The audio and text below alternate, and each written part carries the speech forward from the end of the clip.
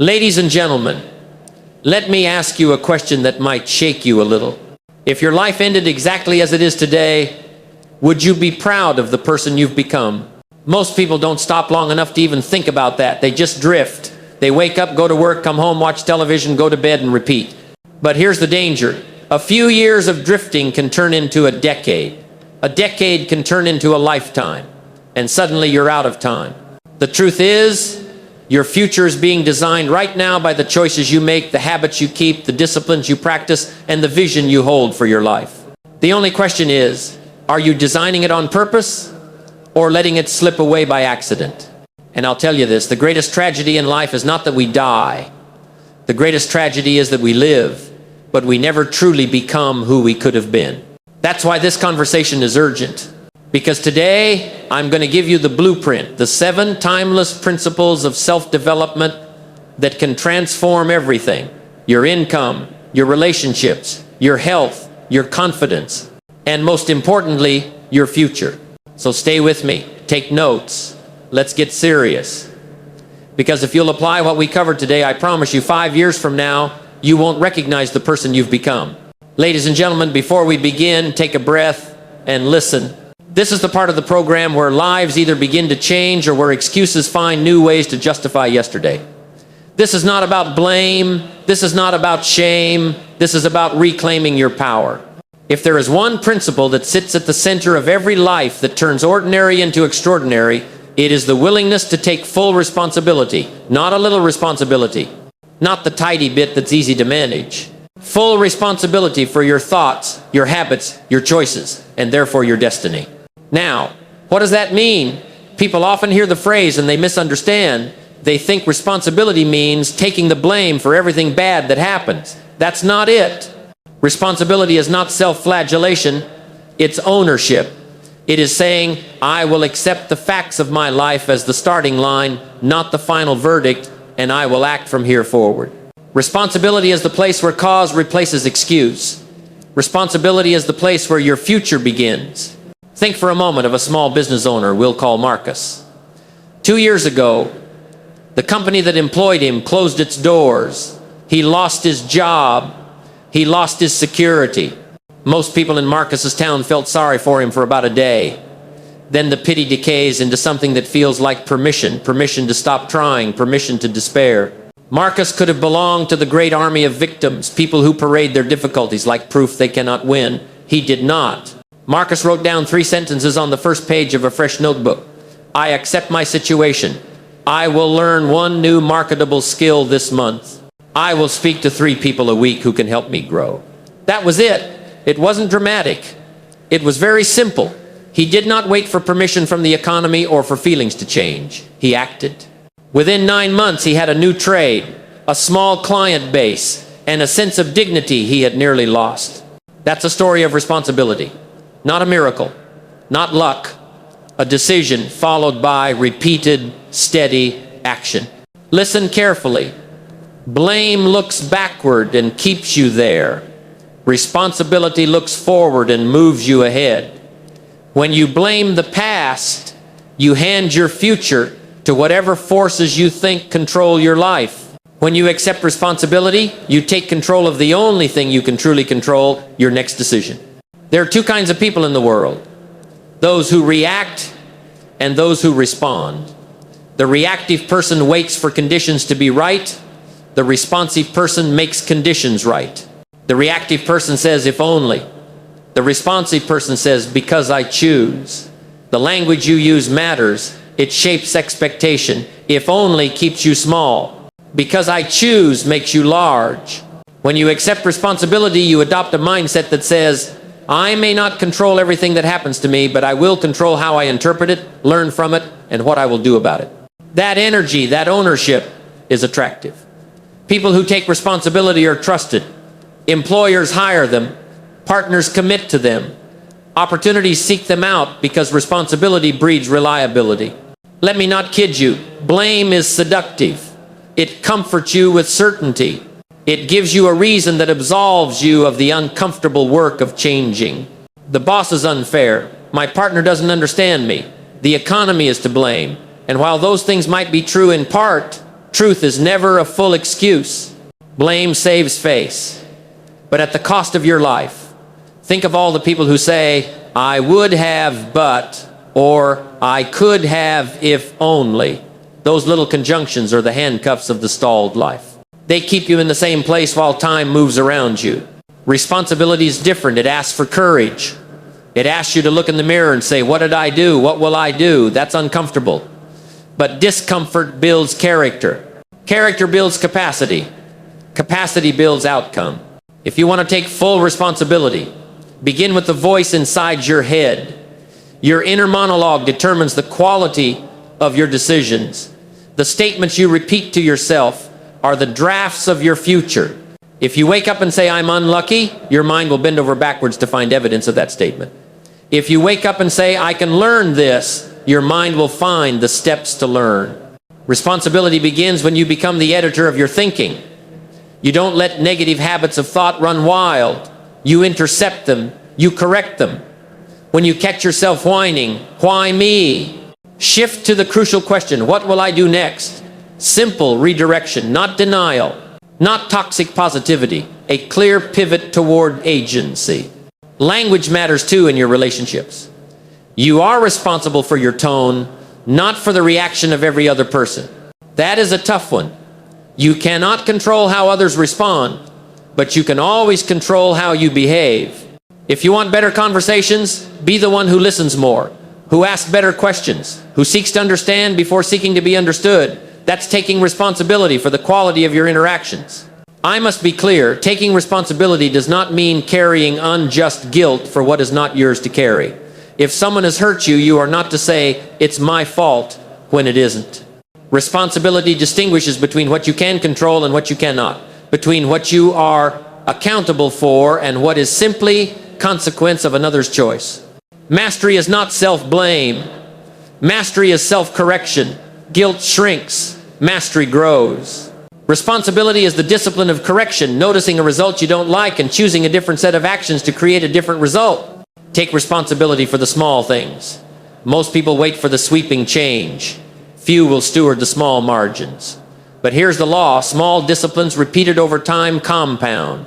This is no metaphor, it's arithmetic for a life. If you are late 5 minutes each day, the cost compounds. If you save a little each week, wealth compounds. If you read 10 pages a day, knowledge compounds. Responsibility in the minute moments, the punctuality, the money you don't spend, the words you choose, becomes the architecture of your character. That architecture then supports larger things: leadership, relationships, reputation. Marcus didn't wake up one day wealthy. He simply chose to be on time, to show up, to learn for 10 minutes more than his neighbor. He guarded the margins. Over months, those margins built momentum. Let me give you a practical structure. 4 concrete acts that turn the idea of responsibility into daily practice. If you adopt these, your life will begin to reorient. 1, audit honestly. Take a fearless inventory. Where are you today? Don't soften the facts. Write them. Finances, habits, relationships, skills. How much debt? How many hours wasted? What are the exact gaps between where you are and where you want to be? Naming is the first act of power. The inventory must be specific. Vague complaints hide real causes. 2, decide clearly. Make decisions, not statements.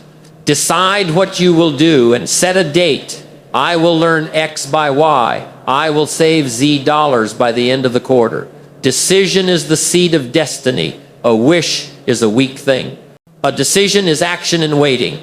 Decide what you will commit to and write it down with a deadline. 3, design small daily disciplines.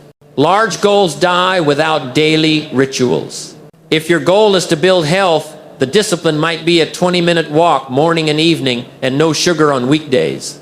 If your goal is to change career, the discipline might be 30 minutes of study and 1 informational call per week. Design practices that are maintainable. Start small. Scale modestly.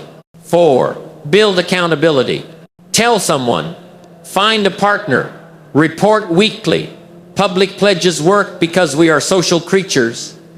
Accountability turns private promises into public intentions. It leverages the pressure of association to keep you honest. Marcus committed to telling his mentor once a week how many outreach emails he had sent. That weekly report kept him moving. These 4 acts, audit, decide, design, and build accountability, are not fancy. They are not glamorous, but they are the machine of progress. I want to give you something practical. You can do these exercises in your notebook in 15 minutes today. Exercise 1, the 1-page inventory. Draw 4 columns: finances, health, work, relationships. Under each, list 3 to 5 concrete facts, numbers, times, names.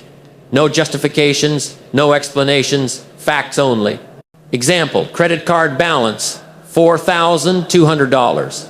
Walked 3,000 steps per day average last week. Said no to promotion due to fear. Exercise do. 1 decision, 1 deadline. Choose 1 area from your inventory. Ask, what is 1 decision I can make today that will move this item? Write it down and give it a specific deadline. That decision is your wire. You will tug daily. Exercise 3, the 5-minute reframe. Every time you find yourself saying, if only, stop and rewrite the sentence, because I choose, I will. This trains your language to move from reactive to proactive. These are small practices, but they begin the muscle of responsibility. Let me tell you another picture. Picture a woman named Laura who loved art but kept her dream in the drawer. She had bills, family obligations, and the voice of practicality in the room was loud. For years, she said, I would try to sell my art if only I had time. The truth was simpler. She never made it a priority. One autumn evening, she printed a workbook, sat down, did the inventory, and listed 3 items she could control: time allocation, portfolio presentation, and outreach. She decided to turn Thursday nights into studio nights. She decided to learn basic web display by January. She decided to message 5 gallery owners in March. 3 small decisions. She practiced discipline. She built accountability with a friend who checked in weekly. She then did the work. Within 9 months, she had a modest online shop and sold her first pieces. It was not overnight success. It was daily stewardship. That kind of transformation is available to everyone. It is not reserved for the extraordinary. It is reserved for the consistent. There is a delicate point we must cover. Responsibility does not mean you swallow injustice or accept abuse. It does not mean you should be exploited. If you are in danger, seek help. Take legal recourse if necessary. Responsibility is never a substitute for justice. But even while seeking justice, you remain responsible for your choices. Where you go next, how you protect yourself, which doors you open. People who are harmed must make decisions about healing, about what to learn from a painful chapter, about how they will rebuild. Those decisions are acts of responsibility, not capitulation. Notice how responsibility connects to everything else in the program. If you accept responsibility, you are positioned to develop a clear vision. You cannot plan effectively while blaming. Responsibility compels discipline because when the results are yours, the small daily practices matter. Responsibility makes learning no longer optional. If you own your future, you must invest in your mind. Responsibility changes the way you choose relationships and how you communicate. This principle is the root that feeds every other branch of growth. Without it, the rest are mere ideas. With it, ideas become action. When you take responsibility, you will stumble. You should expect it. The test of responsibility is not never to fall, but how you respond when you do. Here is a simple recommitment ritual I recommend. Pause and breathe. Name the emotion. Shame is not a productive fuel. Curiosity is. Record the fact. What exactly happened? No narrative, no justification, just the fact. Ask the decisive question, what choice will I make now? Not why did this happen, but what will I do next? Take one immediate action. Even a small corrective step restores agency. Email an apology. Walk out the dog. Pay a partial installment. Document your lesson. What will you change to avoid this next time?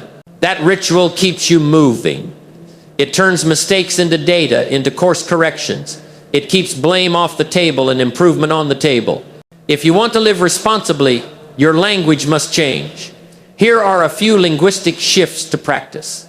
Replace I can't with I haven't yet. Replace they made me with I chose to allow. Replace if only with what will I do. Replace I'm stuck with I'm learning how. This is not trickery, it's training. The words you use shape cognition.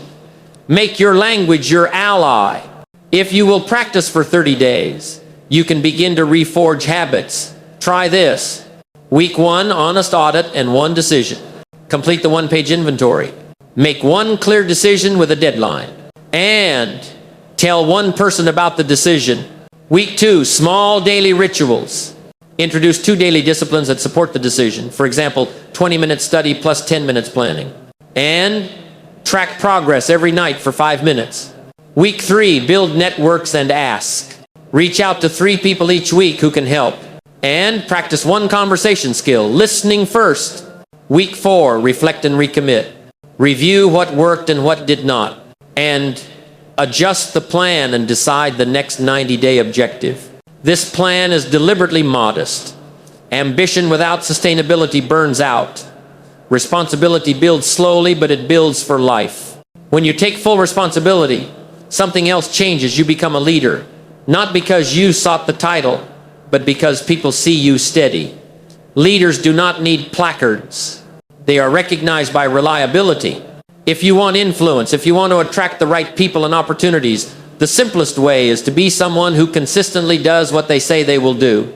This is a quiet kind of leadership. It does not need applause. It needs integrity. It is the kind of leadership that endures.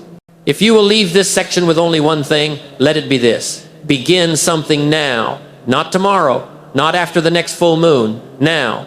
Open your phone, open a notebook, and write the honest inventory for one area of your life. Decide 1 small action with a deadline and tell someone. Do that, and you have begun to take responsibility. Responsibility is a moral muscle. It grows with use. It will feel weak at first. You may tremble. You may doubt. That is natural. Press into the trembling. Keep the promise you make to yourself. Return to your journal. Repeat the small acts. Over time, the trembling resolves into confidence. The small acts resolve into identity. You will become the kind of person who does not wait for permission from the weather, from the market, from anyone. You become the person who designs and delivers their life. Remember the simple physics of human destiny. Your life is the product of your daily choices. Choose responsibly. Live with intention. Act with courage. And when you do, when you take full responsibility, everything else we will discuss, vision, discipline, learning, relationships, communication, service, becomes more than theory. It becomes your life. Now stand with me in that responsibility. Make the choice. Take the first step. The rest will follow. Now that you have accepted responsibility, that you are the author of your life and the steward of your days, there is a second truth we must embrace before anything of lasting value can be built. You cannot arrive where you cannot clearly see. Clarity is not a luxury. It is a survival skill for the person who intends to grow. This principle is simple and it is enormous. Develop a clear vision. A vision is not a wish. It is not a fuzzy hope you whisper into the night. A vision is a picture with edges.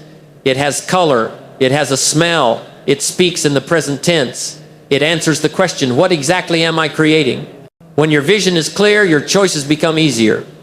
When your vision is blurred, every decision starts to feel like a compromise. Imagine setting out on a long trip without a map or a destination. You would wander. You might have a pleasant time, but you will not arrive. Now imagine that instead you have a detailed map, a timetable, and a clear destination. Suddenly the same landscape has purpose. You begin to choose stops that move you closer. The map doesn't do the walking, but it guides the feet. That is what vision does for a life. Why clarity matters so deeply? First, it focuses your energy. We live in an age of distraction. Attention is the currency of accomplishment.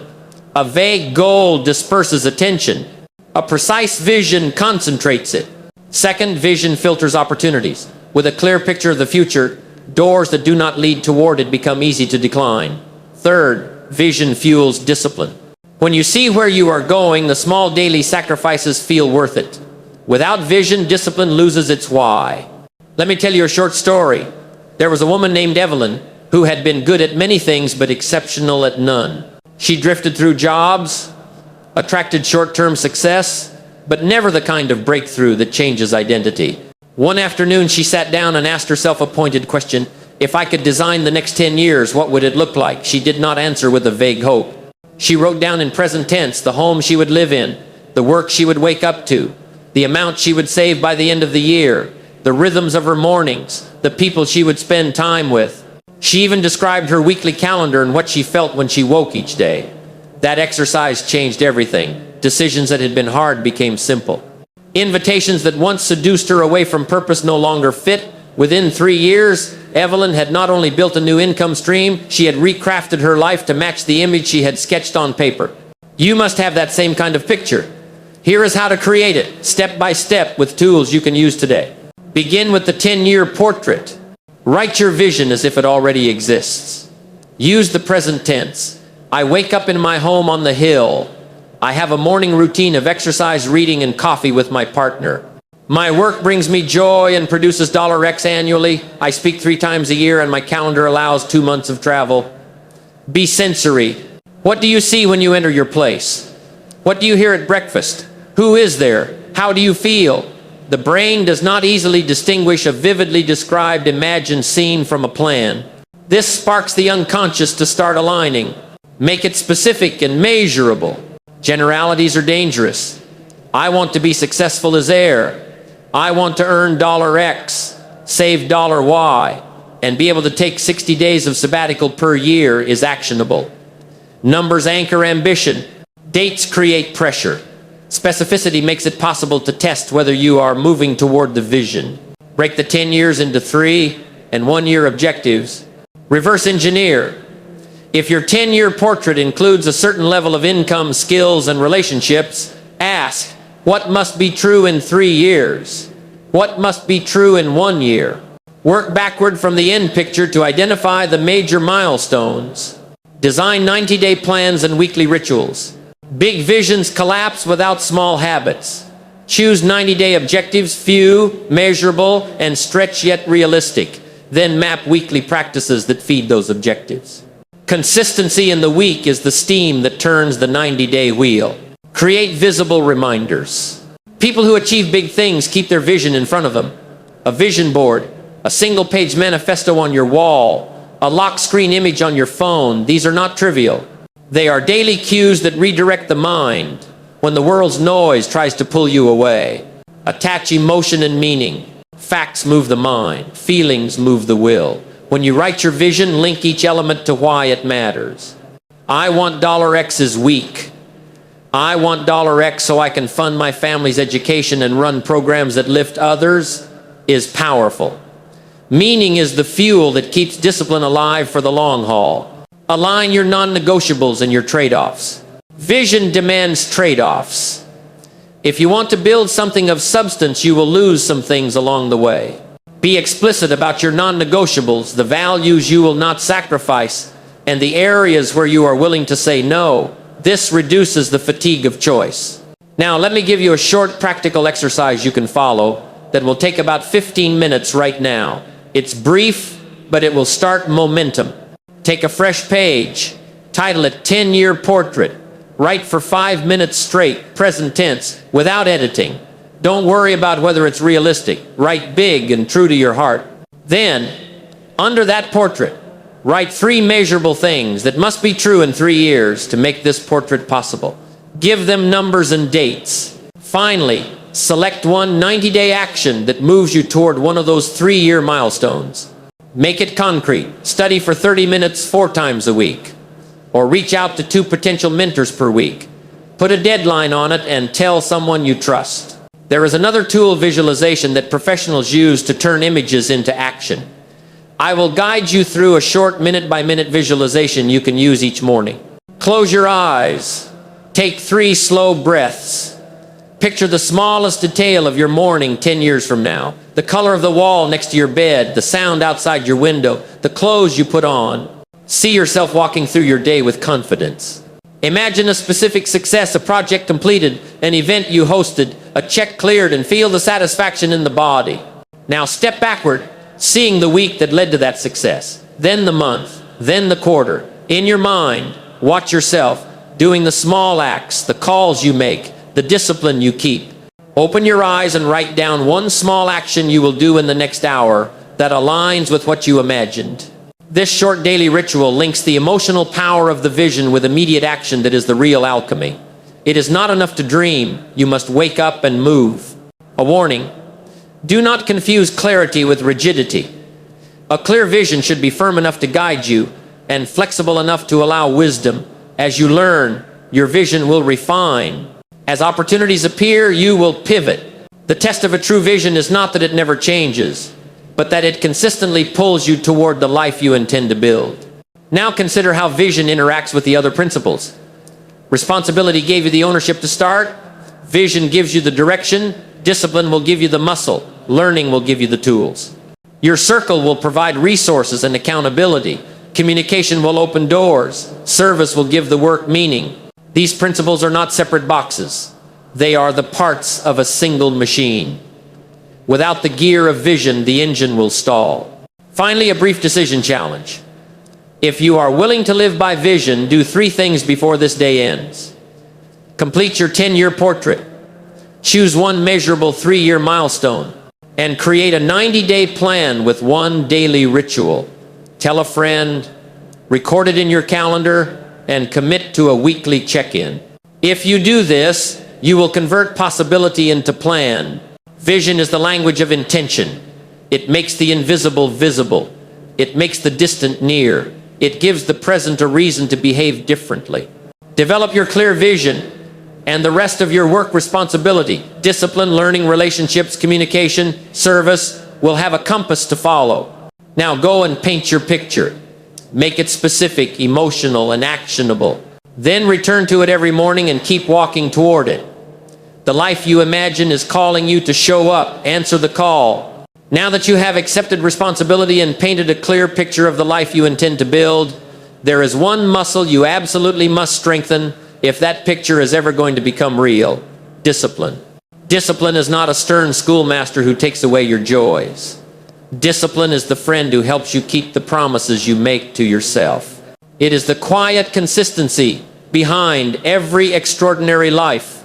Let me be plain. Vision without discipline is entertainment. It feels good to imagine. It is satisfying to fantasize about future success. But without the hard, repetitive work of discipline, the imagination never leaves the theater. Discipline is the bridge between the dream and the life. It is the daily infrastructure, small, ordinary acts repeated, that creates extraordinary results. So what is discipline? At its heart, discipline is the ability to do what you ought to do, when you ought to do it, whether you feel like it or not. It is the commitment to keep showing up, the willingness to act in the presence of discomfort, and the refusal to let the day's mood dictate your destiny. Notice the structure. What you ought to do comes from vision. When you ought to do it comes from decision. Whether you feel like it or not is the hard edge of character. Discipline is not dramatic. It is not glamorous. It is frankly boring, which is why few people end up practicing it. Most people seek dramatic fixes, flashy shortcuts, and overnight results. Those things are seductive, but they are illusions. Real growth is often quiet and slow. It accumulates in the background until one day you look up and realize that the compound effect of disciplined days has placed you far beyond where you once were. Let me give you a picture. Think of 2 people who start the same race. One shows up and trains sometimes on good days, when motivated. The other trains faithfully 3 days a week, every week, no excuses. For months, the results look similar. Only after time passes do the differences show. The faithful runner has built endurance. The other has built excuses. Discipline behaves exactly like compound interest. Small deposits made regularly produce exponential results. Because discipline is a long game, it helps to break it down into practical, repeatable pieces. Here are 6 pillars you can use to build discipline into your life right now. Not all habits are equal. Some practices change everything because they create momentum across many areas of life. These are keystone habits, actions that have ripple effects. A consistent morning routine, for instance, sets your day's tone. Movement for energy, reading for clarity, planning for focus. Identify 2 keystone habits that align with your vision and make them non-negotiable. Grand gestures are inspiring but unreliable. Start small. If your goal is to read more, begin with 10 minutes a day, not 10 hours. If your goal is fitness, begin with 10 push-ups or a 10-minute walk. The point is to build the identity. I'm the kind of person who does this. Tiny actions remove resistance and build confidence. Over time, the habit grows naturally because your identity has shifted. Discipline thrives when it is scheduled. Time blocking, assigning specific hours to specific activities, turns vague intentions into predictable behavior. Pair each block with a ritual, a short sequence that signals the brain it's time to focus. For example, close your email, pour water, write the first sentence. Rituals make the start easier and reduce decision fatigue. Design your environment to support your discipline. If you want to write in the morning, put your notebook and pen on the nightstand. If you want to eat healthier, remove junk food from the house. The easier the right behavior, the more likely you are to do it. Eliminate tiny obstacles that become excuses. You cannot manage what you do not measure. Keep a simple log. 10 minutes of reading, check. Workout complete, check. Sales calls made, check. The daily act of tracking is itself a discipline. It forces honest feedback and makes progress visible. Over weeks, the log turns into a narrative of momentum you can lean on when motivation wanes. Private promises are fragile. Public commitments are stronger. Tell a friend, join a group, hire a coach, whatever it takes to make your intention shared. Accountability turns internal willpower into external leverage. When someone is waiting for your report, you are more likely to show up. Now, discipline will inevitably feel like pain at times. There is no escaping that. But there are 2 pains to consider: the short-term pain of discipline and the long-term pain of regret. The pain of taking action is measured in minutes and hours. The pain of regret lasts for years. Choose the pain that transforms you. Consider a practical example. Suppose you want to double your income in 5 years. The vision is clear. The responsibility is accepted. Discipline will determine whether you reach it. Discipline may look like waking an hour earlier to study a new skill, making uncomfortable sales calls, or saying no to social invitations to protect creative time. Each of those choices feels inconvenient in the moment, but when combined and sustained, they compound into the results your 10-year portrait described. Discipline also faces temptation in the form of the present moment. The brain is wired for immediate rewards. That's why it is essential to build decision rules, pre-decided responses to common temptations. For example, if a social invitation arrives during my writing hour, I will say not today and suggest an alternative time. These if-then rules remove moral negotiation in the heat of the moment and preserve the precious hours you need for advancement. There is another psychological trick worth using: habit stacking. Tie a new discipline to an existing habit. If you already brush your teeth every morning, add 5 minutes of planning immediately afterward. The existing habit becomes the cue for the new one, and that makes adoption faster and steadier. Now let us talk about commitment in the face of setbacks. You will fail. You will miss a day, maybe 2. That does not mean discipline has failed. The critical question is, how quickly do you recover? The measure of discipline is not perfection, it is resilience. When you falter, use a short recommitment ritual. Accept the fact, identify the cause, adjust, and resume. Do not let one missed session become the pivot to a new default of surrender. A useful practice is the don't break the chain mentality. You mark each day you complete the habit on a calendar. Seeing a chain of completed days creates a visual aversion to breaking the pattern. The chain becomes a psychological asset you protect. It is silly, simple, but it works. Discipline is also deeply tied to identity. Long-term change happens when you shift from "I will do this" to "I am the kind of person who does this." Your daily choices reinforce that identity. When you commit to a practice and keep it, you prove to yourself who you are. Over time, the action becomes internalized and requires less conscious effort. Let me ground these ideas with a short, simple 30-day discipline plan you can follow. 30-day discipline plan. Days 1-3, clarify and commit. Choose one keystone habit aligned with your vision. Make a clear, measurable target and tell one accountability partner. Days 4-10, make it tiny. Break the habit into the smallest repeatable chunk. Schedule it in your calendar at the same time each day. Use a ritual to start. Days 11-20, track and protect. Keep a daily log. Identify one obstacle and redesign your environment to remove it. Use one if-then rule. Days 21-30, scale and solidify. Increase the habit slightly if it feels sustainable. Celebrate milestones and review your log. Decide the next 90-day objective. The purpose of this plan is to convert intention into a sustainable pattern. Discipline is not about heroic episodes. It is about ordinary days. It is consistency, not intensity, that wins the long race. You may ask, what happens to joy when life is disciplined? Isn't discipline joyless? Quite the opposite. Discipline clears the clutter that steals meaning. It creates the structure that allows deep joy to emerge, the joy that comes from mastery, from the satisfaction of completing what you promised yourself, from the calm of being in control of your time. Discipline is the path to freedom, not its enemy. Finally, remember the way discipline connects to the other principles. Responsibility gave you the ownership. Vision gave you the target. Discipline gives you the engine. Learning sharpens the engine. Your circle fuels it. Communication steers it. Service directs it outward. These are not separate lessons. They are the parts of one coherent strategy for a life of growth. So here is my challenge to you now. Choose one keystone habit that moves you towards your 10-year portrait. Make it ridiculously small so you cannot fail.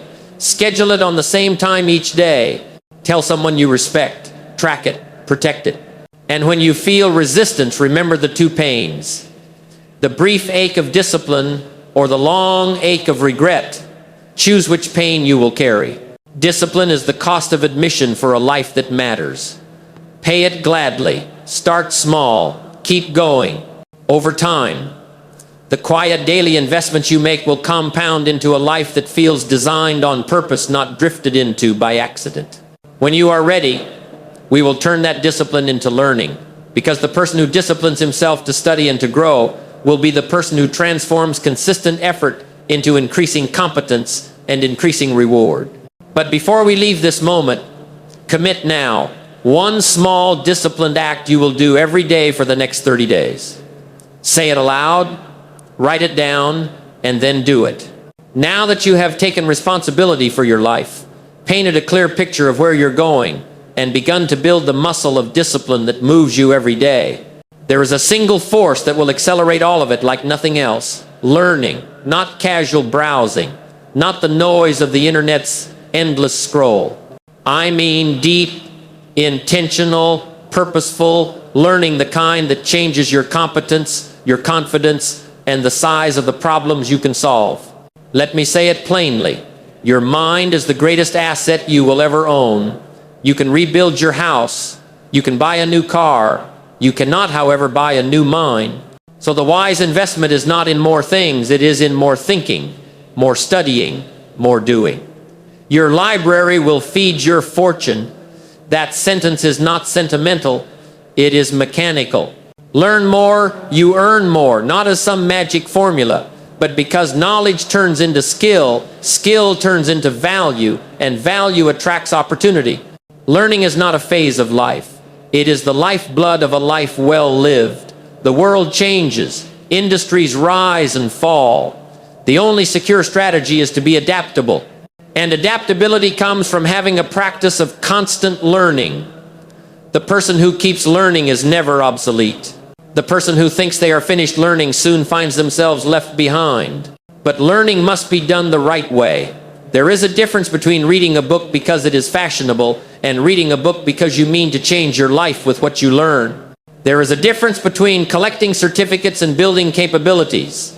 So let me give you a practical, disciplined approach. to learn constantly, a method that ties directly to the vision you created and the disciplines you are building. If you want learning to stick, use a three-part loop: learn, do, teach. Learn, consume ideas carefully. Read with purpose. Listen with focus. Take notes. Do apply what you learn immediately to a real project. Theory without practice dies on the shelf. Teach, explain what you learned to someone else. Teaching forces clarity and exposes the holes in your understanding. When you read a concept and then use it on a project, and then explain it to another person in simple language, you own it. This loop converts information into skill. Here's a practical habit. Pick one book a month that advances your professional or personal vision. Not random titles. Books that move you toward the life you pictured in your 10-year portrait. Read actively. Preview the chapter headings. Read with a pen, underline, and write a one-paragraph summary after each chapter. At the end of the book, write a one-page action plan. 3 things you will try this week that put the ideas into motion. If a book doesn't produce at least one change in your behavior, you have not really read it, you have only skimmed it. Read to change. Turn the mundane into productive time. Use audiobooks and focused podcasts during commutes, chores, and exercise. But treat audio the same way. Take notes afterwards. Pause, reflect, and extract one practical idea to test. If you consume without extraction, you will deceive yourself into thinking you are learning while your days remain unchanged. Ideas slip away unless captured. Use a notebook or a digital file and follow 3 steps. Capture the idea in one sentence when you first hear it. Connect it to something else you already know. Write the link. Condense the insight into a single actionable line. Try X this week. Over time, your notes become a personal library, a network of ideas you can combine in new ways. For skills, not just knowledge, follow deliberate practice. Break the skill into its smallest parts. Practice the hardest piece with focused repetition and feedback. If you want to speak well, practice the opening minute of a talk until it's crisp. If you want to code, isolate the algorithmic piece that gives most trouble and drill it. Practice without feedback is repetition. Practice with honest feedback is transformation. Discipline and learning are married. Schedule learning blocks into your week and defend them as non-negotiable, just like the keystone habits you chose earlier. Try 20-45 minutes of focused study daily. Protect it. Put it on your calendar alongside meetings and appointments. Small, consistent time beats occasional frenzy. A project forces application. Don't just learn about marketing. Launch a 5-week campaign for a small idea and measure the results. Don't just learn a language. Write a short article and get feedback. Projects create a measurable feedback loop and produce visible outcomes you can iterate on. When you think you understand something, explain it to a child or a friend in plain language. If you can't, you haven't understood it. Teaching reveals gaps and compels clarity. That's why blogs, videos, and short talks are powerful. They force you to convert fuzzy concepts into useful practice. Sometimes learning means dropping a belief that no longer serves you. Be willing to revise your map of the world. Humility is essential. The best learners are those who admit they might be wrong and are eager to update. Learning accelerates when you are around those who know more. Find mentors. Join study groups. Participate in communities where ideas are tested in conversation. The right people will push your thinking, correct your blind spots, and introduce you to resources you wouldn't find alone. Here is a compact plan you can follow for the next 90 days. Week 1, clarify and commit. Choose one high-impact skill aligned with your 10-year vision. Pick one foundational book, one practical course or tutorial, and one project you will complete by the end of 90 days. Tell a mentor or friend. Weeks 2, 6, learn and apply. Schedule daily focused learning, 20-40 minutes. Each week, apply one small piece of what you learn to your project. Keep a brief log of actions and outcomes. Weeks 7, 10, test and get feedback. Show your project to at least 3 people who will give honest feedback. Adjust based on what you learn. Weeks 11, 12, teach and share. Produce a short summary, a blog post, a 2-minute video, or a talk that explains what you learned and what you built. Teaching cements the knowledge and opens doors. This plan is deliberately simple. Complexity kills momentum. Start small, iterate fast, and build from results. A great danger in our age is thinking that volume equals value. The more videos I watch, the smarter I become. Not true. Learning without action is entertainment. Information is not transformation. The test of learning is whether your behavior and results change. If they don't, adjust the method. Slow down, apply faster, get feedback sooner. Let curiosity lead. Ask better questions. What's the one idea in this chapter that could improve my day tomorrow? Who can I ask in my network to test this? Curiosity keeps you teachable. Certainty makes you brittle. Remember Marcus, the man who accepted responsibility after his job closed? Learning was the second act of his story. He did not simply say, I need a skill. He read, he practiced, he found a mentor, and he launched small services. Within months, the new skill became income, and the income became credibility to get larger clients. Learning created the bridge from survival to growth. Or consider someone who loved to speak but waited for permission. She enrolled in a small speaking workshop, practiced one speech a month, and asked for feedback. Within a year, she was booked for local events. The skill did not appear overnight. It was built through tiny repeated acts and honest critique. When you learn, you make your future possibilities richer. You expand the menu of choices available to you. You become less dependent on chance and more competent at creating outcomes. Learning increases your optionality. So here is your immediate step. Right now, open your calendar. Block 20 minutes tomorrow morning for focused study. Choose one short book or one practical course module.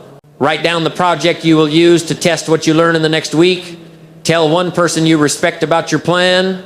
That small sequence, scheduled time, selected resource, applied project, public accountability will begin to convert intention into competence.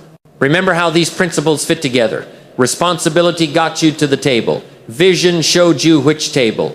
Discipline keeps you seated and working. Learning fills your hands with the tools. Your circle introduces you to opportunities. Communication lets you share what you build. Service gives your work meaning. Learning is the hinge that connects what you want to do with what you can actually do. A life of learning is a life that refuses to be outpaced by change. It is a life that remains creative, useful, and relevant. It is the difference between watching the future and making the future. Commit to one learning act today. Read one chapter. Do one practice. Teach one idea to someone else. Do that day after day.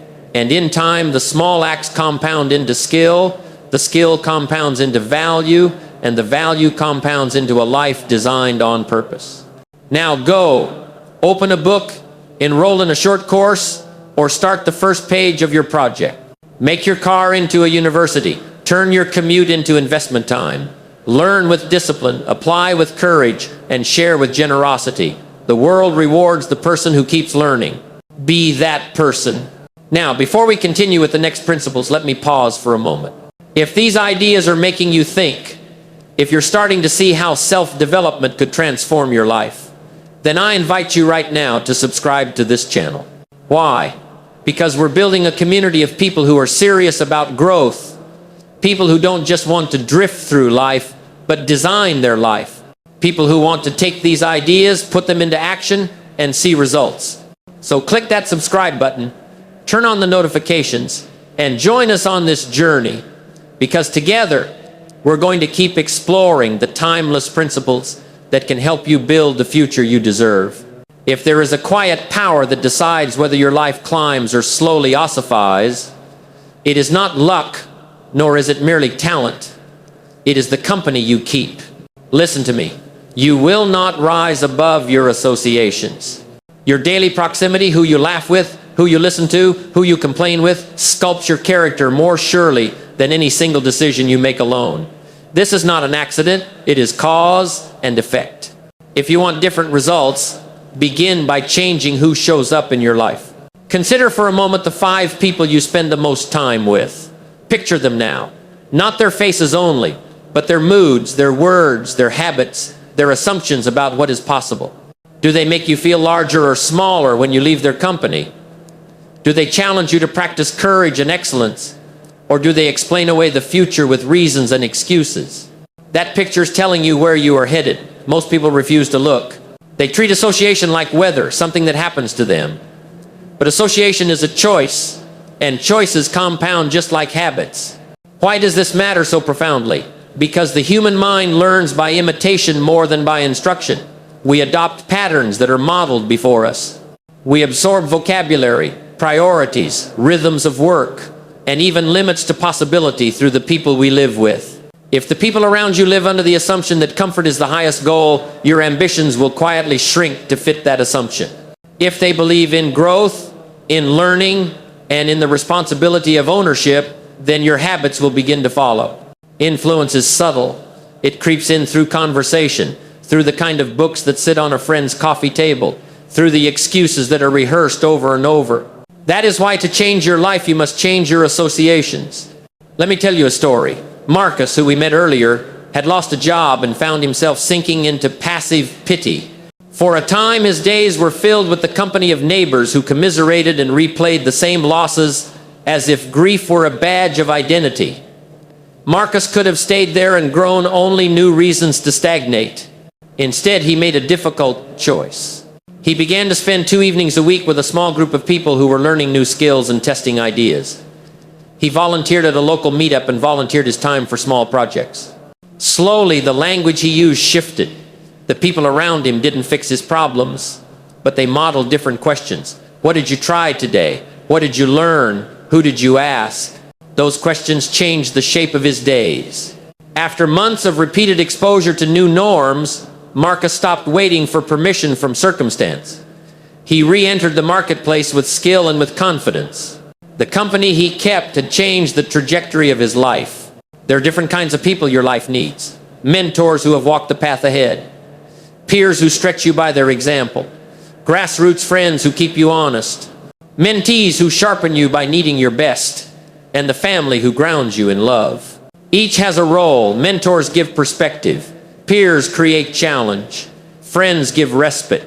Mentees force you to synthesize and give back. Do not make the mistake of thinking you only need one type. Success is social architecture, a design of relationships that support the life you intend to build. But changing your circle is delicate work. You cannot simply exile every person who lacks vision and expect to grow in isolation.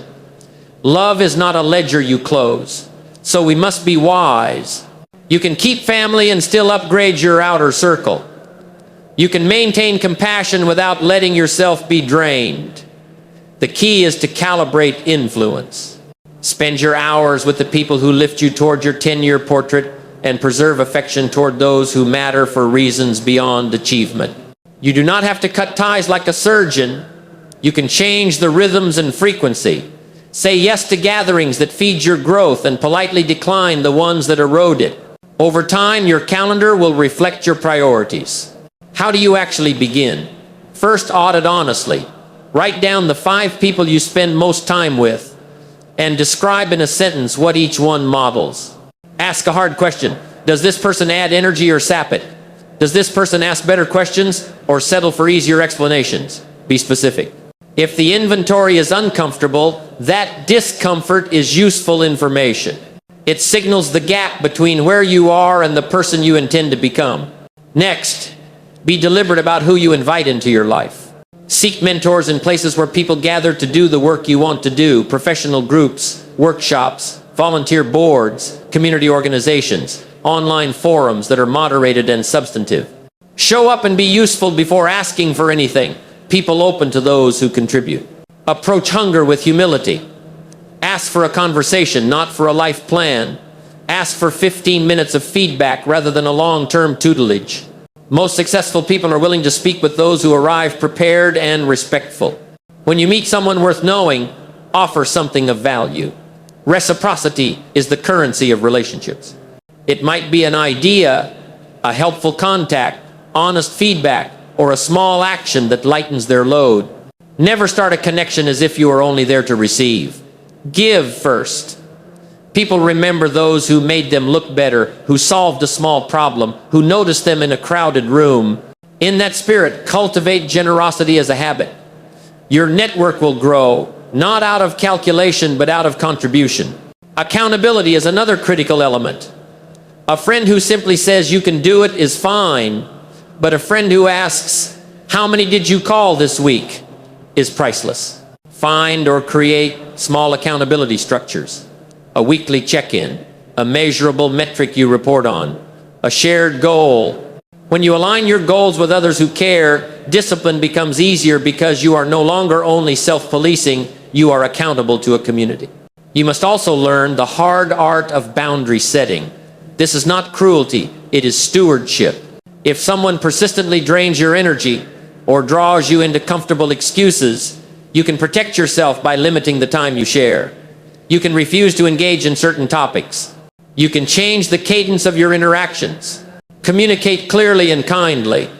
I love you and I want you in my life, but I can't help brainstorm when the conversation stays in pity.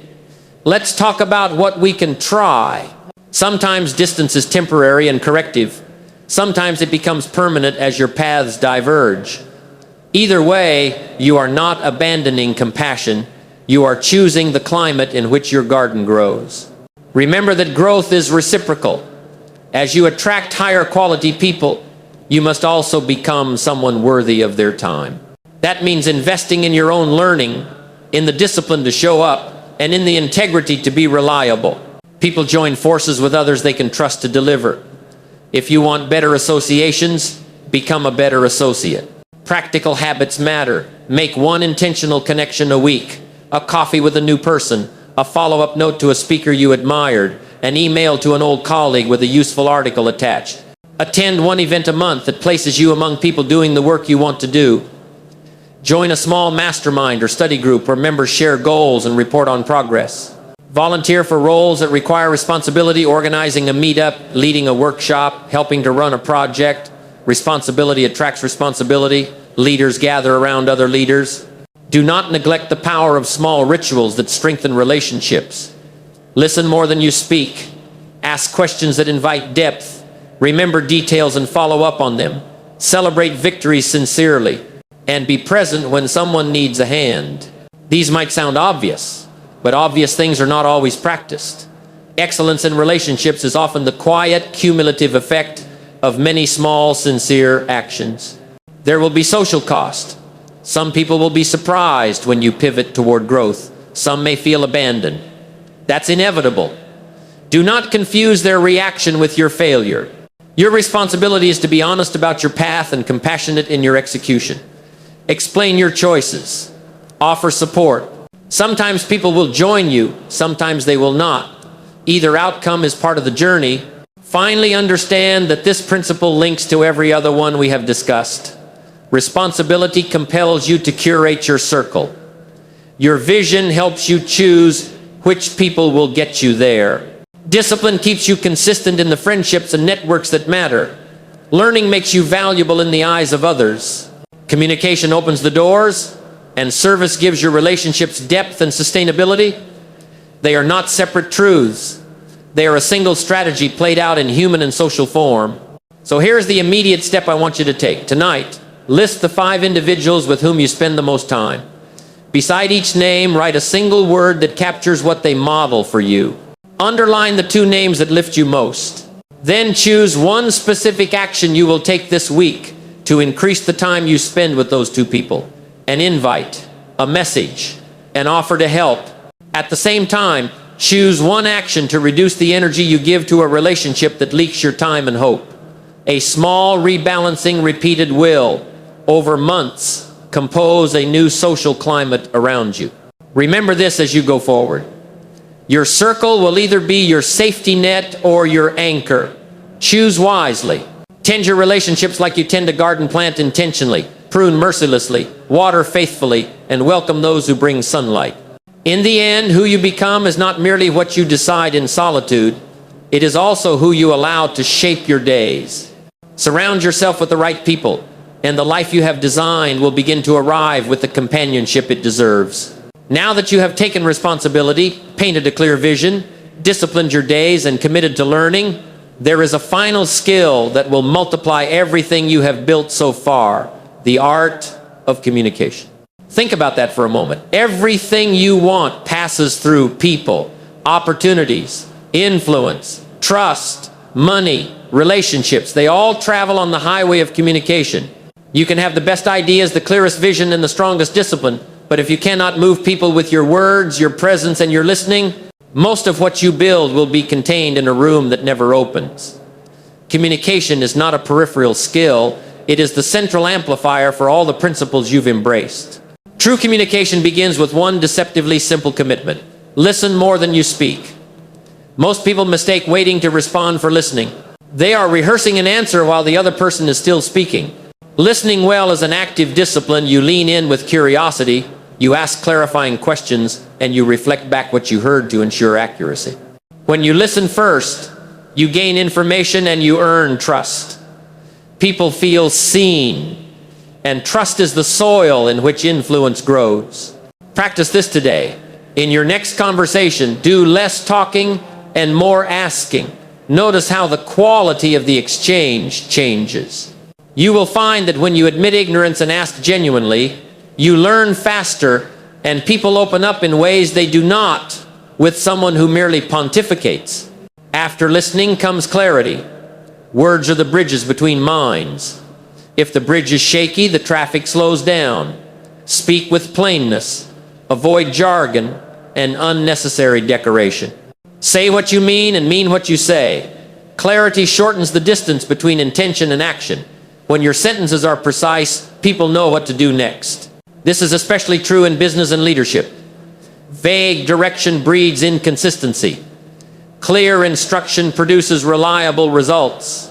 As you practice clarity, you will notice that discipline and vision become easier to implement because the people around you understand the destination and the expected steps to get there. But clarity alone is not enough. Structure matters. A strong communicator frames ideas simply. Tell them what you will, tell them, and tell them what you told them. Begin with a strong opening that captures interest. Follow with 2 or 3 clear points, and end with a takeaway that asks for a decision or an action.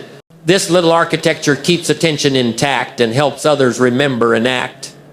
When you prepare a speech, an email, or even a short meeting, imagine the listener leaving with one thing they can do immediately. People admire eloquence, but they obey simplicity. The sound of your voice and the rhythm of your speech are instruments too. Tone, pace, and pause communicate as much as words. A steady voice with the right pauses gives weight to important ideas. Learn the power of silence. The thoughtful pause after a strong sentence allows the idea to settle. Conversely, hurried speech scatters meaning. Practice slowing down. Record yourself and listen. You will hear where your words trip and where they sing. The voice is a tool for persuasion and for reassurance. Use it deliberately. Nonverbal communication is equally crucial. People watch your eyes, your hands, your posture. If your body contradicts your words will not be believed. Standing straight, walking with purpose, and maintaining an open posture invite trust. Simple habits, making eye contact, uncrossing your arms, leaning slightly forward, tell the listener that you are present. When you become conscious of these physical cues, you gain an immediate edge in every room you enter. Storytelling is the secret currency of human communication. Facts tell, but stories move. A well-placed story translates principle into feeling. It changes an idea into a lived possibility. You do not need to be a novelist to tell a good story. Tell the moment that changed your thinking, the small failure that taught you more than a success, the person who asked a question that redirected your life. Keep the story brief, vivid, and tied to the point you want to land. When people remember your story, they remember your message. Stories are how your vision travels from your mind into someone else's imagination. Writing is communication in slow motion, and most of us ignore how powerful a clear email, a crisp proposal, or a thoughtful note can be. If you can write well, you can scale your voice beyond the times you are physically present. Keep emails short, open with what matters, and finish with a single, obvious ask. A well-constructed note feels like courtesy. It saves time and builds respect. Practice the habit of a quick, clear summary after every meeting. It clarifies who does what and protects the discipline you have built in your team. Negotiation is merely applied communication. The best negotiators are not menaces. They are listeners who understand what the other side values and who can translate options into mutual gains. Approach negotiation with the mindset of curiosity. What does the other person truly need? What can you offer that costs you little but matters greatly to them? Trade value, not fixed positions. Remember that a good agreement sustains a relationship. A coerced victory often creates a long-term loss. Authenticity is the crown jewel of communication. People smell fake a mile away. Your words will land only if your actions reinforce them.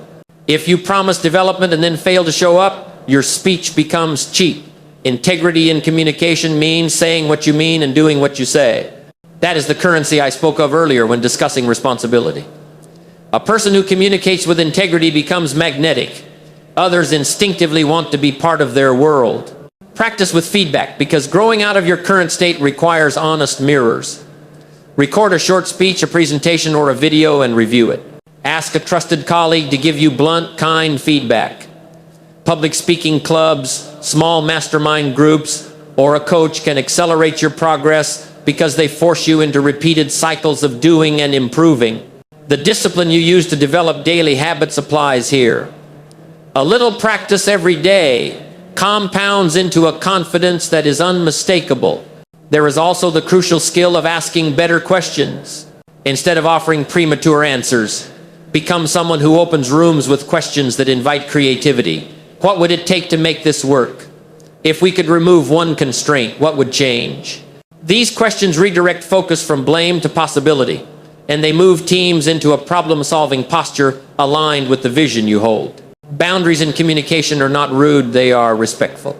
Saying no to requests that drain your resources without contributing to your priorities is a form of stewardship. You protect your time and your energy, not because you are selfish, but because you must preserve the capacity to serve where you are most effective. Learn to say, "I can't right now, but here is an alternative." That phrase maintains relationships while defending your disciplines. Finally, view communication as service. When you speak, ask yourself, how can these words help? How can this message make someone braver, wiser, or clearer? When your language is in service of others, not in pursuit of ego, it disarms resistance and opens doors. Service-centered communication links back to your vision and your discipline. It is what makes your influence durable and meaningful. So here is a simple practice to begin immediately. Choose a short idea from your 10-year portrait and practice saying it out loud until it sounds natural. Then condense it into a single sentence someone can repeat. Record it. Share it with one person. Ask for feedback. Do this daily for 2 weeks. You will find your words sharpening, your confidence growing, and your ability to move others increasing. Remember, communication is not a talent reserved for a few. It is a skill to be learned, disciplined, and practiced. When you master it, the rest of the work that you have done, responsibility, vision, discipline, learning, relationships, service, will begin to flourish in ways you can now only imagine.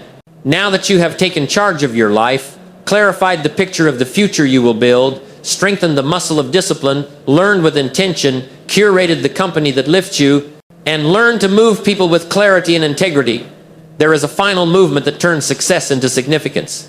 It is the movement from getting to giving, from achievement to contribution. Living well is not only about what you accumulate, it is about what you return. When your life becomes an instrument of service, everything you have built gains meaning, and what you give out returns in ways you could never have budgeted for. Contribution is not a bonus. It is the destination of genuine personal development. Service begins with a simple truth. Your growth is not only for you. The gifts you cultivate, time, skill, knowledge, resources, are meant to be deployed for something larger than personal comfort. This is not a moral demand meant to shame. It is a practical strategy that enlarges your life. When you offer value to others, you increase the size of your world. Doors open, trust deepens. Opportunities that were invisible become visible. In short, contribution is a multiplier for your influence and your fulfillment. Think about the people you admire most. Rarely are they remembered simply for what they owned. They are remembered for what they gave away. The legacy that endures is rarely a ledger. It is a footprint of lives touched.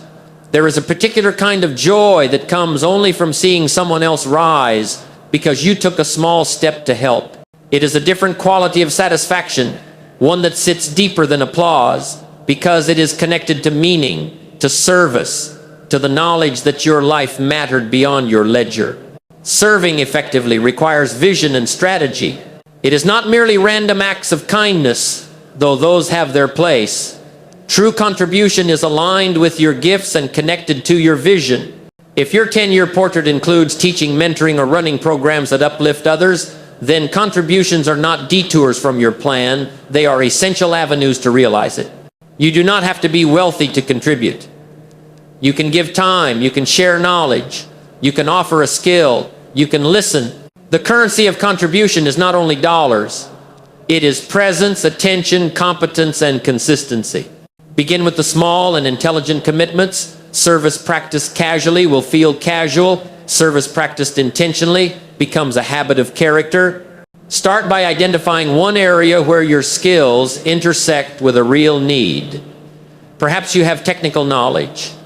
Offer to teach a class at a local community center. Perhaps you have a gift for organization. Volunteer to help a nonprofit with operations for a season. Perhaps someone in your circle is struggling and would benefit from a regular phone call. Begin with what you can give without breaking your capacity, then scale as you grow. The objective is to integrate contribution into your rhythms so it survives the busy seasons and becomes part of your identity. Story illustrates this better than instruction. Remember Marcus, who accepted responsibility after losing his job? His path to sustained restoration did not end with resilient habits and new skills alone. At a certain point, he turned his attention outward and began mentoring 2 younger men at a community workshop he joined.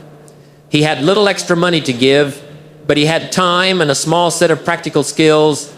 Over months, the act of explaining basics, of helping another create their first resume, deepened Marcus's confidence and expanded his network.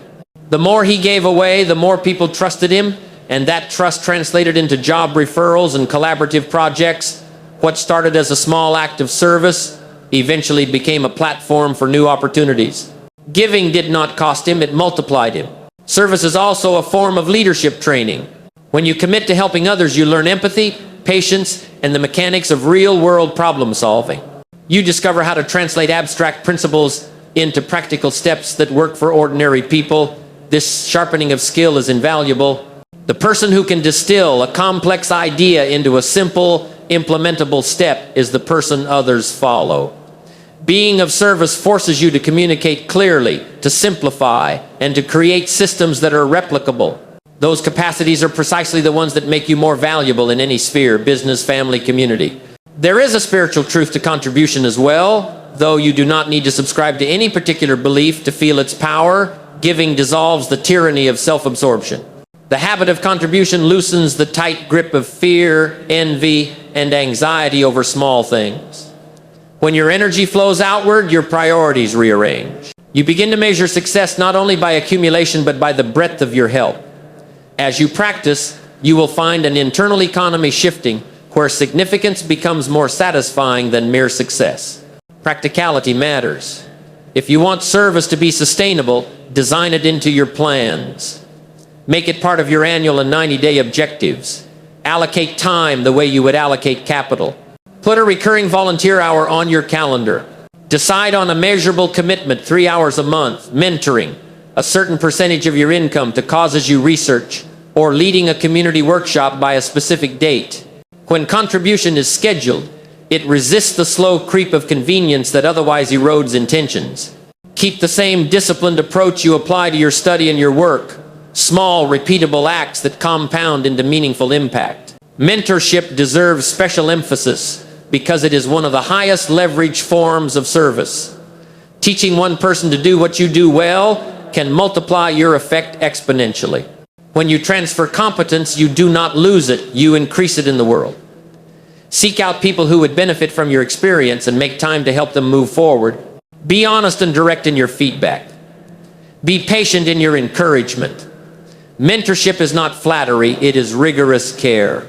Over time, the people you mentor will become part of your circle and the reciprocity will be genuine and grounding. Another powerful form of contribution is designing systems that scale. When you find a way to package your knowledge through courses, written guides, short video modules, or structured workshops, you turn one-time help into ongoing impact. This is how leaders multiply influence. The discipline you use to build your habits now becomes the structure you use to teach others to build theirs. Generosity also has a strategic dimension in community building. Small, consistent acts of assistance create a culture. If you lead a team or a community, model the behavior you want to see. A culture that values learning, accountability, and service will attract people who live by those values. Leadership by example is the most sustainable way to instill contribution into an organization. Do not ignore the quiet power of giving time. For many people, the scarcest resource is attention. A meaningful conversation, a sustained presence at someone's bedside, an hour to help a neighbor move. These actions cannot be monetized easily, but their human effect is profound. When you give your time, you send a signal that people matter more than tasks. That signal builds trust, and trust is the foundation of durable relationships and opportunities. We must also face the hard truth. Contribution sometimes costs. It will require sacrifice, the sacrifice of immediate comfort, of time that could be used for leisure. But the sacrifice is not loss. It is an investment in identity and in legacy. The person who decides to give will sometimes do so without immediate reciprocation. That is part of the test. If your service is transactional, given only when you expect return, you will burn out. But if it is rooted in steady commitment, it becomes replenishing. The psychological rewards of service connection, meaning, the deep contentment of making a difference, become their own currency. There are practical guards you must observe. Contribute with wisdom. Do not overextend to the point of collapse. Your willingness to serve is greater when you are healthy, disciplined, and capable. So apply the same principle of stewardship to your giving that you apply to your life. Be responsible, set boundaries, and choose sustainable ways to offer value. The best long-term contributor is the one who preserves capacity through good habits and who gives in ways that align with their strengths. As you weave service into your life, measure its effects. Keep a simple journal of contributions, what you did, who benefited, and what you learned. Periodically review this record as part of your 90-day and annual planning. This reflection will reinforce the habit and reveal patterns where your help creates the most leverage. It will also guide your choices about where to invest deeper as you grow in resources and skill. Finally, remember the moral of this journey. The purpose of improvement is not insulation from the world, but an increased ability to serve it. The work you have done, responsibility, vision, discipline, learning, association, communication, prepares you for this final movement. When you serve, you do not step away from self-development, you complete it. The life of contribution is the life where success and significance meet. So before we move on, take a moment to decide, what is one small act of contribution you can commit to for the next 30 days? Something simple, realistic, aligned with your abilities, and scheduled on your calendar. Tell someone who will hold you accountable. Do it quietly, consistently, without expectation, and observe what happens inside you and around you. Over time, those small decisions will become the legacy you leave. Live to give, and your life will become more than achievement. It will become a gift. Now, before I close, let me ask you something. Have these principles spoken to you today? Have you felt a shift inside, a sense that, yes, I can grow, I can change, I can design a better future? If so, don't let this be the end. Let it be the beginning. I want to invite you once again to subscribe to this channel. Not because I need another subscriber, but because you need a place that keeps feeding your growth week after week. This is a community for people who want to rise. People who don't just want entertainment, but empowerment. People who want to practice these timeless principles and see their lives transformed. So, click that button, join us, and commit yourself to the journey. Not just for today, not just for this week, but for the rest of your life. Because the investment you make in yourself is the investment that pays the greatest dividends. Let me leave you with this final thought. Life is not a rehearsal. You don't get a second chance at today.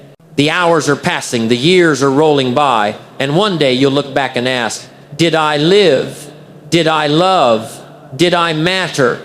Self-development is the answer to that question. Because when you grow, everything grows with you. Your income grows. Your confidence grows. Your relationships grow. Your influence grows. And most of all, your ability to live a meaningful life grows. Remember this. For things to change, you have to change. For things to get better, you have to get better. It's simple. It's not always easy, but it is always possible. So tonight, when you put your head on the pillow, ask yourself, what small discipline will I begin tomorrow? What vision will I pursue? What book will I read? Who will I reach out to? And how will I serve? Because the answers to those questions will shape your destiny. My wish for you is that you become all that you can become, that you rise to your full potential, and that you live a life so rich in growth and contribution that when you're gone, the world will say, we are better because this person lived. Ladies and gentlemen, thank you for listening. Now, go out and become the person you were meant to be.